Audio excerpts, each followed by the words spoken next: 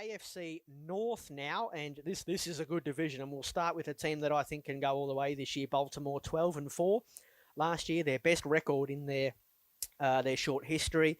Finished with the number one seed. They were white hot going into the playoffs. They had the bye week, and then they got dumped, and they got steamrolled by Tennessee in that first week. They're back this year, Baltimore, and they will be angry. They'll be out to prove a point. They lose Marshall Yanda, the right guard there, the All-Pro, and the soon-to-be Hall of Famer. He'll be a first-ballot Hall of Famer. I have no doubt about that, so they have to replace him. But they add J.K. Dobbins, the rookie running back from Ohio State, to probably the best running back group in the league. They've still got Lamar Jackson, reigning MVP, of course. He'll be in contention again. An interesting group of receivers and tight ends. It's a good all-round offense. The defense, they drafted Patrick Queen, who will have a role to play for a defense that is a little bit soft at linebacker. They franchise tagged Matt Judon.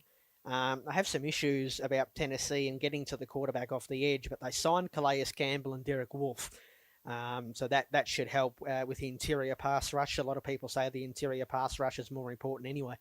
And then the secondary, Earl Thomas is gone, but I still think that's a good enough secondary. This is a good team. We haven't seen an undefeated team in the NFL since 1972. The Dolphins, of course. They are favourites with the bookies in all 16 games, the Ravens, so we will see. But they're going to go deep again, I feel, Baltimore. This year. Speaking of hype teams, Cleveland, they were the hype team of last year, weren't they? And my God, didn't they stink it up? They fell on their face in typical Cleveland fashion. They still finished, they won 6 games. They finished 6-10. Baker Mayfield is back. It's a bit of a make or break season for him. They have a new coach in Kevin Stefanski, excuse me. So we'll see what the offense can do. Stefanski comes from Minnesota, where they had a good year offensively with Kirk Cousins. They realized they had to fix the offensive line, and they did. Cleveland, they brought in Jack Conklin from Tennessee to play at right tackle and Jedrick Wills to play at left tackle. So they've seen the need for help there, and they've poured some resources into it. The defense, Myles Garrett will be back after that suspension. And this is actually a good defense, I feel. They've got a couple of good young players in the secondary. Denzel Ward, of course, Greedy Williams. They wanted to see Grant Delpit, the rookie, and then he got injured and he'll miss the year. That's unfortunate.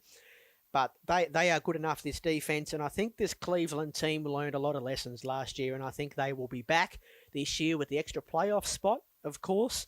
Keep an eye on Cleveland. I think this is the year they make the playoffs for that spot.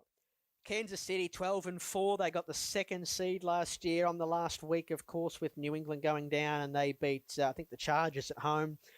They won the Super Bowl. They'll be in it again. They've signed Patrick Mahomes to a massive deal.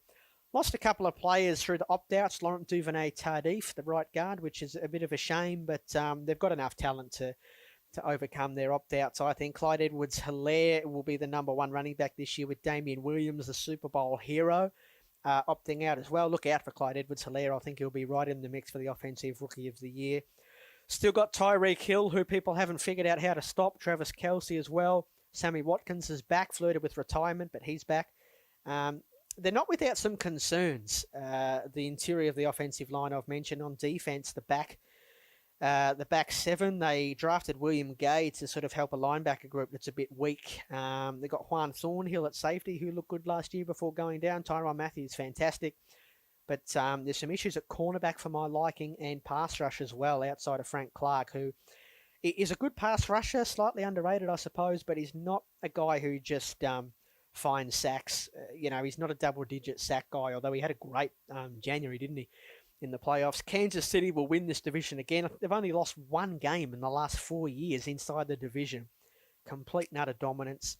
They will be there again, Kansas City. I can't see any way where they won't be in contention again. So smart money is on them once again. The AFC East, and starting with a team that I really like this year, actually, Buffalo. They're a team on the rise. They've got a young quarterback in Josh Allen. They've got a young coach in Sean McDermott, who I really like. They're led by a young defense with a couple of stars there, and obviously Tre'Davious White, the cornerback, and and Edmonds, the linebacker, as well. They've added some good players in the draft. AJ Epinesa, the pass rusher who fell to the second round, that was a really good get for them. The offense, of course, Stephon Diggs is the big ticket signing.